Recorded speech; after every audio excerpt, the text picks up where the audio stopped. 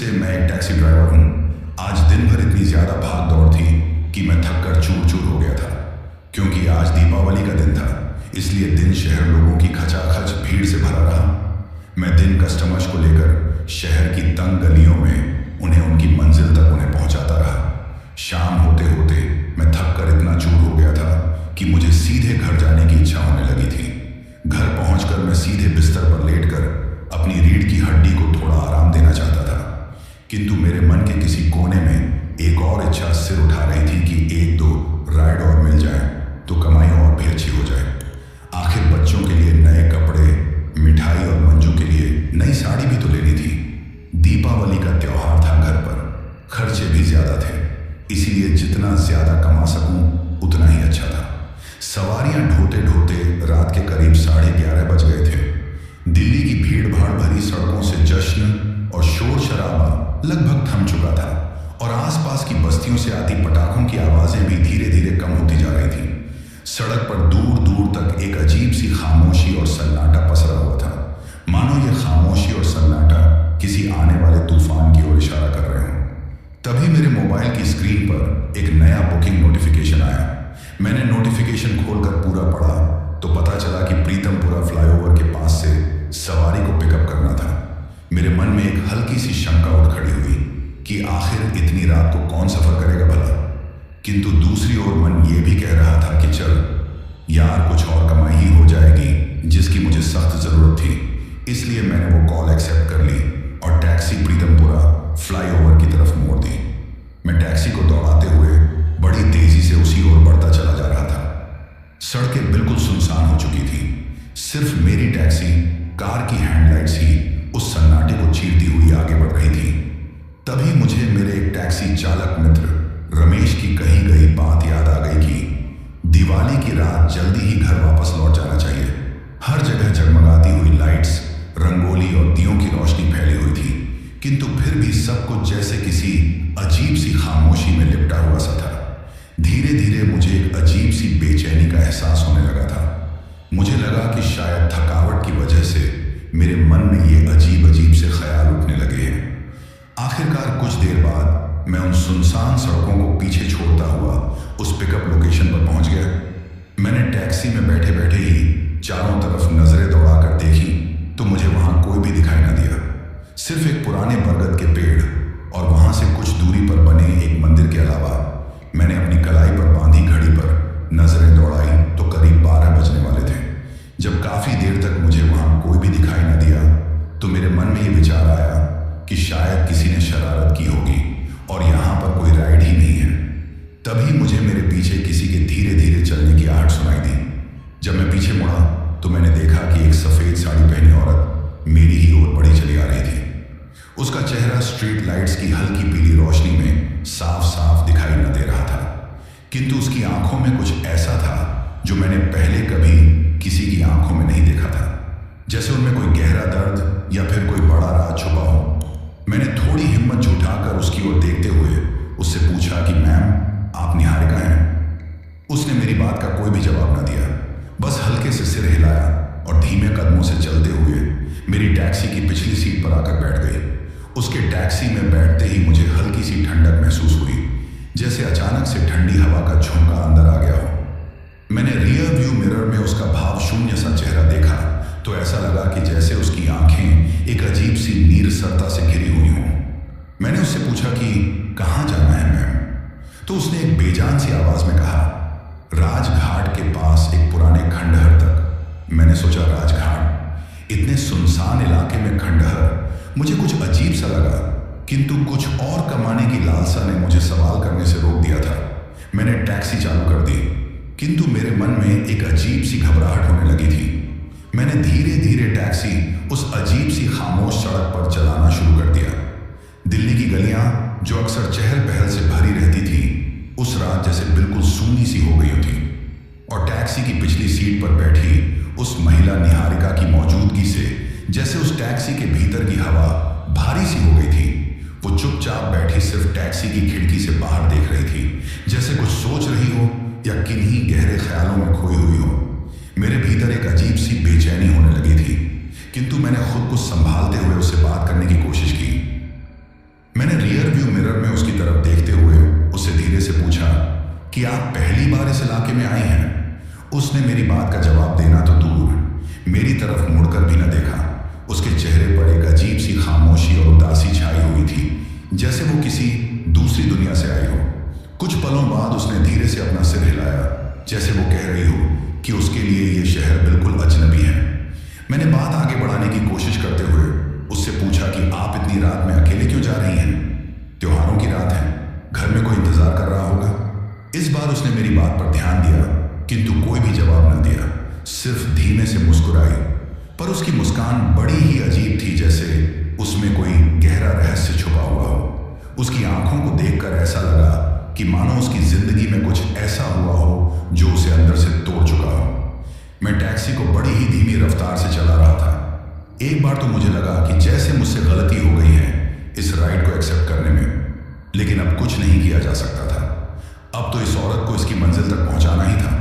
मैंने एक बार फिर से खुद को समझाते हुए उस खामोशी को तोड़ने की कोशिश की। मुझे माफ कीजिए मैम, लेकिन आप अकेली इतनी रात में सफर कर रही हैं, क्या ये ठीक है? उसने एक पल के लिए चुप्पी साधे रखी और फिर धीरे धीरे बोली, अकेलापन कभी कभी खुद की ही मंजिल बन जाता है और लोग हमारे साथ रहते हैं, लेकिन वो हमारे लिए नहीं रहते। हम खो जाते हैं पर हमें कोई ढूंढने नहीं आता। उसकी आवाज में ऐसा दर्द था कि मेरी रूह भीतर तक हिल गई थी। मेरे जुबान पर जैसे बोलने के लिए शब्द ही न बचे थे। मैं सोच में पड़ गया कि आखिर वो इतनी गहरी बातें क्यों कर रही हैं और वो उस खंडहर में अकेली जाकर आखिर करेगी क्या? थोड़ी देर बाद उसने मुझसे कहा कि तुम्हारा नाम अमित है ना? उसके मुंह से निकले ये शब्द सुनने के बाद तो जैसे मेरे शरीर में एक सिहरन सी दौड़ गई। मैंने तो उसे अपना नाम नहीं बताया था, पर वो मेरा नाम तो ऐसे ले रही थी कि जैसे वो मुझे बरसों से जानती हो। मैंने थोड़ी कांपती हुई आवाज में उससे कहा कि हाँ, मेरा नाम अमित है, पर आपको कैसे पता? उसके भाव शून्य चेहरे पर एक बार फिर से वही दर्द भरी रहस्यमयी मुस्कान दौड़ गई और उसने कहा कि तुम्हारे जैसे लोग हर दीपावली मुझे मिलते हैं। सब मेरे लिए अनजाने होते हैं, पर धीरे धीरे सब अपने बन जाते हैं। ये सुनते ही मेरे दिल की धड़कन तेज हो गई। मैंने सोचा कि आखिर वो का क्या रही थी। इसे हर दीपावली मेरे जैसे लोग मिलते हैं, आखिर इसका मतलब क्या है? मेरे दिमाग में ये सवाल घूमने लगे थे। मैं टैक्सी तो चला रहा था, किंतु अंदर से मेरा दिल जोर जोर से धड़कने लगा था। उसकी बातें बार बार मेरे दिमाग में जैसे गूंज रही थी। हर दीपावली मुझे तुम्हारे जैसे लोग मिलते हैं और मेरे लिए सब अनजाने होते हैं, पर धीरे धीरे सब अपने बन जाते हैं। उसके ये शब्द जैसे मेरे मन में बैठ गए थे। मेरी तो समझ में कुछ नहीं आ रहा था कि आखिर वो असल में कहना क्या चाहती थी। उस रात के सन्नाटे में कहीं दूर से पटाखों की आवाजें आती अब भी सुनाई दे रही थी, लेकिन जैसे जैसे हम उस पुराने इलाके की ओर बढ़ते जा रहे थे, वैसे वैसे उन पटाखों की आवाजें भी धुंधली होती जा रही थी। तभी अचानक मेरी नजर टैक्सी के रियर व्यू मिरर पर गई तो मैंने देखा कि उस औरत की आंखें बिल्कुल खाली और ठंडी सी दिख रही थी, जैसे उनमें कोई जान ही ना हो। एक पल के लिए तो मुझे लगा कि जैसे उसकी परछाई कुछ अलग सी है और मेरा दिल एकदम से धक से रह गया। मैंने उससे घबराते हुए पूछा कि आप ठीक हो ना मैम? इस पर उसने कोई भी जवाब ना दिया, बस थोड़ी सी मुस्कुराई। उसकी मुस्कान इस बार मुझे और भी ज्यादा डरावनी लगी। मुझे टैक्सी में एक अजीब सी ठंडक महसूस हो गई थी, लेकिन बाहर तो मौसम एकदम सामान्य था। मैं हैरान था कि आखिर माजरा क्या है। तभी अचानक मुझे गाड़ी की खिड़की पर किसी के हाथ के निशान दिखे, जैसे किसी ने अभी अभी गाड़ी की खिड़की पर अपने गीले हाथ रखे हों। मेरा शरीर डर से कांपने गया था, पर मैं खुद को संभालते हुए अपनी सीट पर पीछे मुड़कर कर देखा, लेकिन वहां तो कोई नहीं था। मैंने अपनी आंखें मली, लेकिन निशान अभी भी थे। मेरी सांसें जैसे थमने लगी थी। मैंने सोचा आखिर ये हो क्या रहा है। तभी मेरी नजर मिरर पर गई तो मैंने देखा कि वो औरत मुझे ही देख रही थी। उसकी आंखों में एक गहरा काला अंधेरा छाया हुआ था और वो मुझसे एक अजीब सी मुस्कान के साथ बोली, क्या तुम डर रहे हो अमित? इस बार मुझे उसकी आवाज और भी ज्यादा अजीब लगी, जैसे उसकी आवाज के साथ और भी कई आवाजें मिलकर एक हो गई हों। मेरे मुंह से तो जैसे शब्द ही नहीं निकल पा रहे थे। मैंने उसकी नजरों से हटकर सड़क पर ध्यान देने की कोशिश की, लेकिन मेरा ध्यान बार बार उसके चेहरे की ओर ही खींचा चला जाता था। ऐसा लग रहा था कि जैसे कोई अदृश्य ताकत मुझे उसकी ओर देखने पर मजबूर कर रही हो। मेरी नजरें जब गाड़ी की खिड़की के शीशे पर गई तो मैंने देखा कि एक बार फिर से वही निशान उभर रहे थे, वही गीले हाथों के निशान पर। इस बार ये निशान गहरे लाल रंग के बिल्कुल खून जैसे लग रहे थे। ये देखकर मेरी तो जैसे सांसें ही अटक गई थी। मैंने एक पल के लिए सोचा कि कहीं ये सब मेरी थकान का असर तो नहीं है, किंतु जैसे ही मैंने टैक्सी के मिरर में दोबारा उस औरत को देखा तो उसकी आंखें बिल्कुल लाल हो चुकी थी और चेहरा बिल्कुल काला विकृत सा हो गया था। उसने धीरे धीरे हंसते हुए मुझसे कहा कि तुम्हें पता है अमित, ये तुम्हारी आखिरी दीपावली है। उसने ये शब्द ऐसे बेमतलब से कहे कि जैसे वो ये सच मुझे बताने के लिए काफी देर से इंतजार कर रही हो। उसकी भयानक हंसी सुनते ही मेरे तो हाथ पांव ठंडे पड़ गए थे। मेरी तो समझ में ही ना आ रहा था कि अब मैं क्या करूं। तभी मेरी टैक्सी की हेडलाइट्स अचानक झपकने लगी, जैसे उन्हें कोई अदृश्य ताकत अपने नियंत्रण में ले रही हो। उस सन्नाटे में सड़क के दोनों ओर अंधेरा गहराता जा रहा था। तभी मेरे मन में यह विचार आया कि गाड़ी रोक दूं और यहां से भाग जाऊं, किंतु मेरे हाथ तो जैसे गाड़ी की स्टीयरिंग व्हील पर जम से गए थे। मुझे ऐसा महसूस हो रहा था कि जैसे गाड़ी पर अब मेरा कोई बस ही न रहा हो। तभी गाड़ी के डैशबोर्ड पर रखे मेरे फोन की स्क्रीन अचानक चमकने लगी और एक मैसेज अपने आप ही उसमें टाइप होने लगा। तुम भाग नहीं सकते अमित। ये देखकर मेरी हालत खराब हो गई और मैंने कांपते हुए हाथों से फोन को पलटकर दूसरी तरफ रख दिया। मैंने खुद को हिम्मत देने की कोशिश की। ये सब मेरा भ्रम है, ये सब मेरा भ्रम है। लेकिन तभी गाड़ी के शीशे पर एक खटखट की आवाज आई, जैसे कोई बाहर से शीशे को बड़ी ही तेजी से पीट रहा हो। मेरी नजर जैसे ही शीशे पर गई तो मुझे वहां एक औरत का चेहरा दिखा। वो चेहरा बिल्कुल विकृत सा था और बड़े बड़े बाल, आंखों में खून जैसा लाल रंग था। तभी अचानक गाड़ी की सभी लाइट्स अपने आप ही बंद हो गई और गाड़ी में घुप अंधेरा छा गया। फिर मैंने उस औरत की आवाज सुनी, जैसे उसकी आवाज बिल्कुल मेरे कानों के पास से आई हो। चलो अमित, तुम्हारा वक्त खत्म हो चुका है। उसकी बात सुनकर मेरे रोंगटे खड़े हो गए और अब मुझे उससे बचने का कोई भी तरीका समझ नहीं आ रहा था। मैंने गाड़ी चलाते हुए खुद को संभालने की कोशिश की, लेकिन उस औरत की उन काली खोखली आंखों से नजरें हटाना बहुत ही मुश्किल था। हर एक पल गुजरने के साथ साथ वो मुझे और भी डरावनी और अजीब लगने लगी थी। इसी बीच अचानक उसने बोलना शुरू किया, जानते हो अमित, मैंने कभी सोचा नहीं था कि मैं भी इस रास्ते पर कभी किसी के साथ चलूंगी, लेकिन तुमसे मिलकर मुझे वो रात फिर याद आ गई। उसकी आवाज गहरी और ठंडी थी, जैसे उसमें कोई जान ही ना हो। उसके लहजे में दर्द और गुस्से का एक अजीब सा मेल था। मैंने गला खंखारते हुए उससे पूछा, कौन सी रात? तो उसने बिना मेरी ओर देखे अपनी बात जारी रखी। आज से लगभग 5 साल पहले की बात है। दीपावली की रात थी। इसी रात की तरह जगमगाती और रोशनी से भरी मेरे घर में भी खुशियों का माहौल था और मैंने सोचा था कि ये रात मेरे लिए कुछ नया लेकर आएगी, क्योंकि मेरी सगाई होने वाली थी और मैं अपने मंगेतर के साथ एक नई जिंदगी की उम्मीदें बांध रही थी। वो थोड़ी देर के लिए चुप रही। उसकी आवाज में ऐसा दर्द का असर था कि मुझे जैसे सब कुछ अपने सामने ही दिखाई देने लगा था। उसने धीमे स्वर में आगे कहा, पर वो रात मेरे लिए खुशी नहीं बल्कि दुखों का पहाड़ लेकर आई थी। मेरे मंगेतर ने मुझे धोखा दिया था। वो कभी मुझसे सच्चा प्यार ही नहीं करता था। उसकी जिंदगी में पहले से ही कोई और थी और मैं बस एक खिलौना थी। उसकी आंखों में नफरत और दर्द अब और भी गहराता जा रहा था। उसने आगे कहा, मैं उस रात सब कुछ खत्म कर देना चाहती थी क्योंकि मैंने उस पर विश्वास किया था, पर उसने तो मेरी जिंदगी ही तबाह कर दी थी। उसने मुझे उसी दीपावली की रात एक सुनसान जगह पर बुलाया। मैं जब वहां पहुंची तो वो अपने 3 दोस्तों के साथ पहले से ही वहां मौजूद था। इससे पहले कि मैं कुछ समझ पाती, उन चारों बोसी दरिंदों ने मुंह अकेली लड़की को दबोच लिया और बारी बारी से उन चारों ने मेरे साथ रात भर गंदा काम किया। जब मैं खुद को उनसे छुड़ाने के लिए जोर जोर से चिल्लाई तो उन्होंने मेरे मुंह में एक बड़ा सा कपड़ा ठूंस दिया। जब उन बोसियों की हवस कुछ शांत हुई तो वे मुझे वहीं पर तड़पता छोड़ वहां से चले गए और सब कुछ खत्म हो गया। उसकी कहानी सुनकर मेरे रोंगटे खड़े हो गए थे, लेकिन मैं समझ नहीं पा रहा था कि वो औरत ये सब बातें आखिर मुझे क्यों बता रही थी। मैंने कांपते हुए उससे पूछा कि फिर क्या हुआ। उसने मेरी तरफ देखा। उसकी आंखें अब और भी गहरी लग रही थी, मानो उनमें एक गहरी खाई हो। उसने आगे बताया कि उस रात मैं उसी सुनसान जगह पर पड़ी तड़पती रही और मेरी मदद के लिए कोई भी ना आया। मैं वहीं तड़प तड़प कर मर गई अमित। और उसी रात उसी जगह मेरी रूह हमेशा हमेशा के लिए कैद हो गई।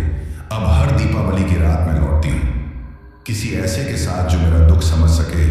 उसकी पूरी कहानी सुनने के बाद मेरे शरीर में एक सिहरन सी दौड़ गई और मुझे यकीन हो गया कि वो इंसान नहीं बल्कि एक आत्मा है।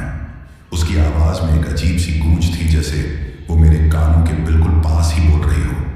मैंने कांपते हुए उससे कहा कि तुम आखिर मुझसे क्या चाहती हो? वो फिर से मुस्कुराई। उसकी मुस्कान इतनी ठंडी और खौफनाक थी कि मेरी हिम्मत अब जवाब देने लगी थी। उसने धीरे से कहा, तुम मेरे साथ उस जगह चलो अमित जहां पर मेरी जिंदगी खत्म हुई थी। मैं वहां अकेले नहीं जाना चाहती। तुम मेरे आखिरी साथी हो और ये तुम्हारी आखिरी दीपावली है अमित। उसके ये शब्द सुनकर अब मेरा दिल जोर जोर से धड़कने लगा था और मैं समझ नहीं पा रहा था कि मैं इस सवारी से कैसे छुटकारा पाऊं। ऐसा लग रहा था कि मानो मैं खुद एक भयानक जाल में फंसता चला जा रहा था, जिससे निकल पाना अब मेरे लिए नामुमकिन सा हो गया था। उसके कहे गए वो शब्द अब भी मेरे कानों में जैसे गूंज रहे थे। तुम मेरे आखिरी साथी हो, ये तुम्हारी आखिरी दीपावली है अमित। मेरे हाथ जैसे गाड़ी की स्टीयरिंग व्हील पर जम गए थे, लेकिन मेरे दिमाग में बड़े ही अजीब से ख्याल घूम रहे थे। मेरा मन तो कर रहा था कि कहीं भाग जाऊं और इस खौफनाक मंजर से खुद को बचा लूं, किंतु ऐसा कर नहीं पा रहा था। मानो उस अजीब ताकत ने मुझे बांध रखा था। रात अब और भी गहरी होती जा रही थी और सड़कें बिल्कुल सुनसान हो चली थीं। हर मोड़ पर सन्नाटा और अंधेरा फैल चुका था। ऐसा लग रहा था कि जैसे रास्ता मुझे कहीं ऐसी जगह ले जा रहा था जहां से कोई वापस ना लौटा हो।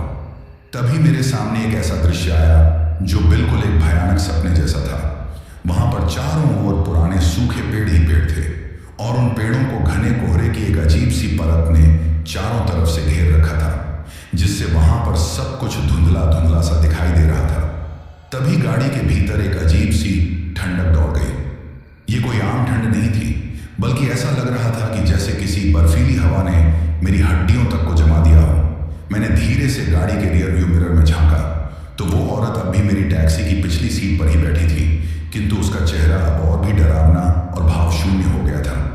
उसकी आंखें जैसे गहरे अंधेरे में चमक सी रही थी और उसके होठों पर वही अजीब सी मुस्कान अब भी दौड़ रही थी, जिसने मेरी रूह तक को हिलाकर रख दिया था।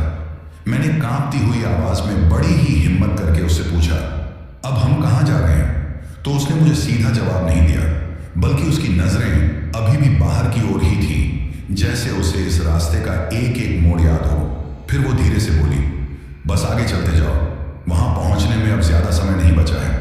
उसकी अजीब सी बातों में कुछ ऐसा था जो मुझे डर से जकड़ता जा रहा था। सड़क के हर एक मोड़ पर ऐसा महसूस होने लगा था कि जैसे कोई अदृश्य ताकत मुझे अपनी ओर खींच रही हो।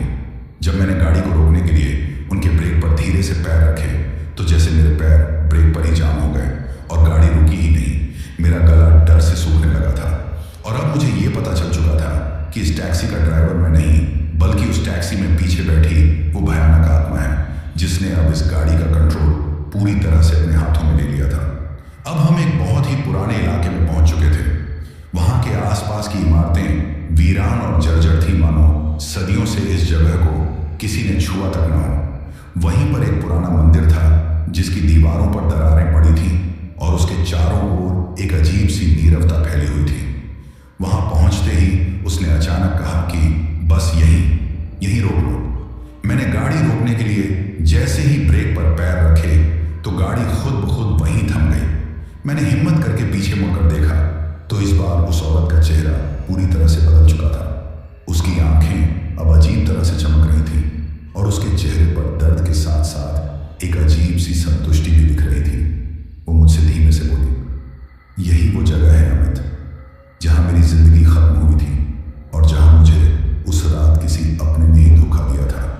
अब तुम मेरी उस पीड़ा को महसूस करोगे जिसे मैंने उस रात भोगा था। उसकी आवाज में एक अजीब सी गूंज थी, मानो उस खंडहर की दीवारें भी उसकी बात सुन रही थी और उसका दर्द महसूस कर रही थी। मैं डर से कांपते हुए उसे देखता रहा। मुझे अब समझ आ गया था कि मैं किसी इंसान के साथ नहीं, बल्कि एक भूतिया साए के साथ था जो अपने दर्द और नफरत के जाल में मुझे फंसा चुका था।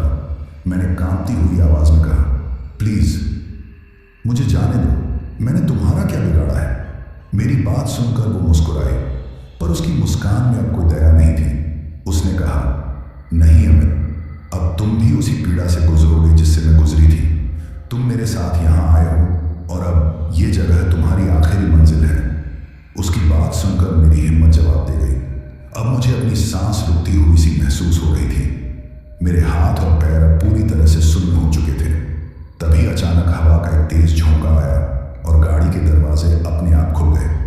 ऐसा लगा कि जैसे किसी ने मुझे गाड़ी से बाहर खींच लिया हो। मैं खुद को संभाल नहीं पाया और जमीन पर गिर पड़ा। मेरे चारों ओर सिर्फ अंधेरा और खंडहर की जर्जर सी दीवारें थीं। मैंने जैसे ही उठने की कोशिश की, वैसे ही वो औरत मेरे सामने आकर खड़ी हो गई। उसकी आंखें पूरी तरह से लाल हो चुकी थीं और उसका चेहरा एक भयानक रूप ले चुका था। उसने मेरी ओर बढ़ते हुए कहा कि अब तुम्हारी बारी है अमित, मेरी अंतिम दीपावली का साथी बनने के लिए तैयार हो जाओ। उसकी बात सुनते ही मेरे मुंह से चीखें निकलने लगी, पर उस वीराने में मेरी आवाज़ सुनने वाला कोई नहीं था। उस खंडहर में मैं और वो बस हम दोनों ही थे।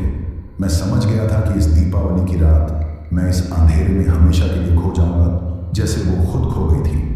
मेरी सांसें तेज हो गई थीं और दिल ऐसे धड़क रहा था कि जैसे अब फटने ही वाला हूं। चारों ओर सिर्फ अंधेरा ही अंधेरा था। उस टूटे फूटे खंडहर की जर्जर सी दीवारें और उस औरत की भयानक परछाई मेरे दिमाग में जैसे घूमने लगी थी। उसकी आंखों की लाल चमक में जैसे मौत का पैगाम था और उसकी मुस्कुराहट में जैसे एक अजीब सा सन्नाटा था। मेरा रोम रोम डर के मारे कांप उठा था, पर मेरी समझ में आ गया था कि अगर अब मैंने इससे बचने की कोई कोशिश नहीं की तो ये जगह मेरी कब्र बन जाएगी। इसीलिए मैंने थोड़ी हिम्मत जुटाई और धीरे धीरे पीछे की तरफ हटने लगा। पीछे हटने के साथ ही साथ मैं उस पर अपनी नजरें गड़ाए हुए था। उस चुड़ैल के चेहरे पर एक शैतानी मुस्कान थी, जैसे उसे मेरे डर से सुकून मिल रहा हो। तभी अचानक मैंने मुड़कर पीछे की ओर तेजी से दौड़ लगा दी। मेरे पैर कांप रहे थे, लेकिन मैं अपनी पूरी ताकत लगाकर बस दौड़ता ही चला जा रहा था। मैं उस वीराने में जितनी तेजी से दौड़ सकता था दौड़ा। मुझे पूरा विश्वास था कि यदि मैं भागने में सफल हो गया तो शायद इस डरावनी आत्मा के चंगुल से बचाऊंगा। मेरे पैरों के नीचे आने वाली सूखी पत्तियां चरमराती जा रही थीं और मेरी सांसें बुरी तरह फूल रही थीं। लेकिन तभी मेरे कानों में उस औरत की भयानक हंसी गूंजने लगी। ऐसा लग रहा था कि जैसे वो हंसी चारों तरफ से आ रही हो। वो हंसी जैसे मेरे दिमाग में गूंज रही थी, जैसे वो मेरे हर कदम पर हंस रही हो। मैं लगातार बड़ी ही तेजी से भागता चला जा रहा था, लेकिन ऐसा लग रहा था कि जैसे उसकी हंसी मुझसे एक कदम आगे हो। उसकी आवाज़ मेरे कानों के करीब महसूस हो रही थी, मानो वो मेरे पीछे पीछे चल रही हो। तभी उसकी खनकती हुई आवाज़ मेरे कानों में गूंजने लगी, तुम मुझसे भाग नहीं सकते अमित। डर से मेरा शरीर अब ठंडा पड़ने लगा था, लेकिन मैं पूरी ताकत लगाकर बस दौड़ता ही चला जा रहा था। तभी अचानक मेरे सामने एक टूटी हुई दीवार आ गई और मैं उससे टकराकर जमीन पर गिर पड़ा। मेरी कोहनी से खून की धार बह चली और पैर में भी चोट आ गई थी, किंतु इस वक्त मुझे दर्द का कोई भी एहसास नहीं हो रहा था, क्योंकि मैं तो वहां से बस किसी भी तरह निकालना चाहता था। मैंने अपने घुटनों के बल उठने की कोशिश की, लेकिन तभी मुझे अपने पीछे किसी के कदमों की आहट सुनाई दी। मुझे ऐसा लगा कि जैसे कोई धीमे धीमे मेरी ही तरफ कदम बढ़ाते हुए चला आ रहा था। मेरा दिल तेजी से धड़कने लगा, पर मैं पलटकर पीछे नहीं देखना चाहता था। किंतु एक अनजान ताकत मुझे ऐसा करने पर जैसे मजबूर कर रही थी। जब मैंने धीरे से पीछे पलटकर देखा तो वो मेरे पीछे ही खड़ी थी। उसकी आंखें में जैसे खून उतर आया था और चेहरा इतना डरावना हो गया था कि मेरे रोंगटे खड़े हो गए। उसके होंठों पर एक भयानक मुस्कान थी और वो मेरी ही ओर बढ़ी चली आ रही थी। मुझे अब अपनी आंखों के सामने बस मौत ही नजर आ रही थी। तभी उसने धीमे से कहा, अमित, भागने की कोशिश मत करो, सब बेकार है, तुम मुझसे बच नहीं सकते। मैं इस रात का हिस्सा हूं और अब तुम भी। उसकी आवाज में एक अजीब सी गूंज थी। मैंने कांपते हुए पैरों से धीरे धीरे पीछे हटना शुरू किया, लेकिन खंडहर की दीवार ने मुझे पीछे से जकड़ लिया। मैं उस खंडहर की दीवार और उस भयानक चुड़ैल के बीच बुरी तरह से फंस चुका था। मैं उसके सामने हाथ जोड़ते हुए उससे गिड़गिड़ाया, मैंने तुम्हारा क्या बिगाड़ा है? मैं बस अपनी रोजी रोटी कमाने निकला था। वो मेरी बात सुनकर हंसने लगी। उसकी हंसी इतनी भयानक थी कि मेरा कलेजा मुंह को आ गया। उसने मेरी तरफ अंगारों जैसी दहकती हुई आंखों से देखते हुए कहा, तुम्हारी गलती यह है कि तुमने मेरी आखिरी दीपावली की राइड बनने की हिम्मत की। अब यह रात कभी खत्म नहीं होगी। तुम हमेशा के लिए मेरे साथ इस अंधेरे में फंस चुके हो। मेरे दिल की धड़कन तेज हो गई। मैंने फिर से भागने की कोशिश की, लेकिन इस बार मेरे पैरों ने जैसे मेरा साथ देना बंद कर दिया था। जैसे ही मैं उठने की कोशिश करता, मुझे ऐसा लगता कि जैसे मेरे शरीर को कोई अदृश्य ताकत नीचे खींच रही हो। मेरा शरीर भारी हो गया था और मेरी आंखों के सामने अंधेरा छाने लगा था। तभी मुझे अपनी पत्नी मंजू और बच्चों का चेहरा याद आने लगा। तभी मैंने सोचा कि मुझे हार नहीं माननी चाहिए। मुझे अपनी पत्नी और बच्चों के लिए जीना ही होगा। मुझे किसी भी तरह यहां से निकलना ही होगा। मैंने अपने शरीर की पूरी ताकत जुटाई और एक जोरदार चीख के साथ उठ खड़ा हुआ। लेकिन जैसे ही मैंने आगे कदम बढ़ाया, अचानक वो मेरे सामने प्रकट हो गई। मैंने देखा कि उसके चेहरे पर गुस्से और क्रोध का एक अजीब सा मिश्रण था। उसने अपनी ठंडी और लंबी उंगलियां मेरे कंधे पर रख दी और मुझे लगा जैसे मेरी आत्मा को कोई निचोड़ रहा हो। मेरी आंखों के सामने अंधेरा ही अंधेरा छा गया था। उसकी भयानक हंसी मेरे कानों में जैसे गूंज रही थी और उसकी लाल खून जैसी आंखें बस मुझे ही घूरे जा रही थी। तभी अचानक सब कुछ शांत हो गया। मेरी आंखों के सामने बस अंधेरा ही अंधेरा था और मैं हमेशा के लिए उसी खंडहर में खो गया। दीपावली की वो रात मेरी आखिरी राइड बन चुकी थी। मेरी सांसें टूट रही थी और दिल ऐसे धड़क रहा था कि जैसे वो मेरे सीने से निकलकर बाहर आने को हो। चारों तरफ बस अंधेरा और उस खंडहर की ठंडी दीवारें थीं। वो औरत अब भी चुपचाप मेरे सामने खड़ी थी। उसकी आंखों में एक अजीब सी खून की प्यास थी और उसका चेहरा पूरी तरह से विकृत और भयावह हो गया था। अब उसमें इंसानी रूप का नामो निशान न बचा था। वो एक खौफनाक साया बन चुकी थी। मैंने खुद को संभालने की कोशिश की, लेकिन उसके मेरे करीब आते ही मेरा शरीर जैसे जम गया। उसकी ठंडी निगाहें मुझ पर ही जमी थी। तभी उसने धीरे से मेरे करीब आकर कहा, तुम यहां से नहीं जा सकते अमित। ये दीपावली की रात मेरी है और तुम मेरी आखिरी राइड हो। उसकी ये बात सुनते ही मेरे पैरों के नीचे से जैसे जमीन ही खिसक गई। मेरी पूरी हिम्मत जैसे टूटने लगी थी, पर किसी तरह मैंने साहस जुटाकर कांपती हुई आवाज में उससे कहा कि क्यों कर रही हो ये सब? मैंने तुम्हारा क्या बिगाड़ा है? वो थोड़ा मुस्कुराई। उसकी मुस्कुराहट इतनी ठंडी और डरावनी थी कि मेरे रोंगटे खड़े हो गए। उसने कहा कि तुमने मेरी जिंदगी में दखल दिया है अमित। तुम मेरी आखिरी राइड हो और तुम्हारी आत्मा हमेशा के लिए मेरे ही साथ रहेगी। यहां से निकलकर कोई भी नहीं जा पाता है अमित, और तुम भी नहीं निकल पाओगे। मैंने पीछे हटने की कोशिश की, पर मेरे पैर जैसे जम गए थे। मुझे रह रहकर मेरी पत्नी और बच्चों की याद आ रही थी। मुझे किसी भी तरह यहां से निकलकर उनके पास लौटना था, क्योंकि इस भयानक रात में फंसकर मैं उन्हें खो नहीं सकता था। मैंने एक बार फिर से अपनी हिम्मत बटोरी और गिड़गिड़ाते हुए उससे कहा कि प्लीज मुझे जाने दो, मेरा कोई कसूर नहीं है, मुझे अपने परिवार के पास लौटना है। वो फिर से हंसी। उसकी हंसी में ऐसा दर्द और गुस्सा था जिसे सुनकर मेरी रूह कांप उठी। उसने मुझसे गरजते हुए कहा कि क्या तुम्हें लगता है कि मुझे भी अपना परिवार छोड़कर मरना अच्छा लगा होगा? तुमसे पहले और भी बहुत से लोग थे जिन्होंने मुझे छोड़ दिया, धोखा दिया, और अब हर दीपावली की रात मैं किसी को यहां फंसाती हूं ताकि वो मेरी पीड़ा समझ सके। उसके चेहरे पर ऐसी भयानक नफरत थी कि मानो वो मेरी रूह तक को अपनी नफरत में जलाकर राख कर देना चाहती हो। इस बार मैं पूरी ताकत से चिल्लाया, नहीं, मुझे छोड़ दो। मैंने भागने की कोशिश की, पर जैसे ही मैंने मुड़ने की कोशिश की तो उसने अपनी ठंडी काली उंगलियां मेरे कंधे पर रख दी। उसके स्पर्श से ऐसा लगा जैसे मेरा खून जम सा गया हो और शरीर का हर एक हिस्सा जैसे ठंडा पड़ने लगा हो। तभी अचानक मुझे उसके चेहरे पर कुछ बदलाव दिखे। उसकी आंखों में एक पल के लिए दर्द झलका। अब मुझे समझ में आया कि शायद उसकी आत्मा अब भी एक तरह के दर्द में बंधी हुई है और उसे भी इस सब से मुक्ति चाहिए। मैंने उससे कांपते हुए कहा कि तुम्हें भी इस दुख से छुटकारा चाहिए ना, इस जगह से और इस दर्द से। उसने एक पल के लिए जब मेरी ओर देखा तो मैंने उसकी आंखों में एक अजीब सी पीड़ा महसूस की। उसने धीरे से कहा, हाँ, पर यह श्राप है अमित, मैं चाहकर भी इससे बाहर नहीं निकल सकती। तुम समझ नहीं सकते कि यह कैसा महसूस होता है। उसकी बातों में मुझे एक पल के लिए दर्द का एहसास हुआ। मैंने उसे समझाने की कोशिश करते हुए उससे कहा कि अगर तुम मुझे जाने दो तो शायद तुम्हारी आत्मा को भी शांति मिल सके। तुम अपने भीतर के इस गुस्से को खत्म कर दो और मुझे माफ कर दो। मैं तुम्हारा कोई दुश्मन नहीं हूं और मुझे जाने देने से तुम्हें भी शायद शांति मिल जाए। मेरे ये कहते ही उसके चेहरे का विकृत भाव धीरे धीरे ढलने लगा और उसकी आंखों की वो लाल चमक मध्यम पड़ गई।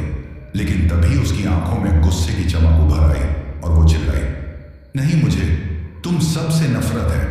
फिर उसने एक जोरदार चीख मारी और उसकी चीख के साथ ही चारों ओर की हवा ठंडी और भारी हो गई। फिर उसने अपने दोनों हाथ ऊपर उठाए और मुझे खंडहर की दीवार की ओर धकेल दिया। मैं धड़ाम से जमीन पर गिर पड़ा और मेरी आंखों के सामने अंधेरा छाने लगा। मेरी धड़कन धीमी हो रही थी और सांसें थमने को थी। चारों तरफ बस सन्नाटा था। उसकी हंसी और मेरी चीखों की गूंज अब खामोश थी। दीपावली की रात के उस अंधेरे में मैं हमेशा के लिए गुम हो चुका था, उस खंडहर की अंधेरे की गहराइयों में हमेशा के लिए।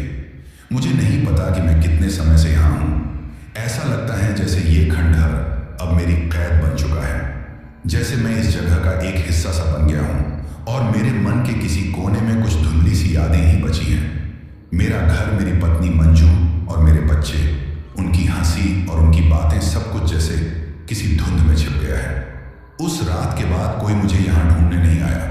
कहते हैं कि अगले दिन पुलिस को मेरी गाड़ी सुनसान सड़क के किनारे लावारिस खड़ी मिली थी और अंदर कुछ ऐसा नहीं था जिससे किसी को कोई हिंसा का शक होता।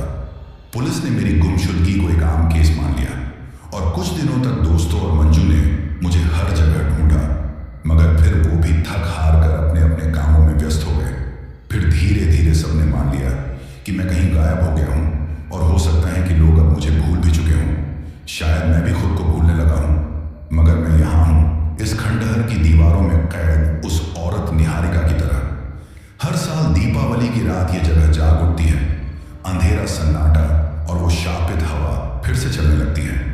मुझे अब महसूस होता है कि मैं भी एक अजीब सी बेचैनी में बन चुका हूं। दीपावली की वो रात मेरे लिए आखिरी थी और अब मैं भी इसी खंडहर का हिस्सा हूं, ठीक वैसे ही जैसे वो थी।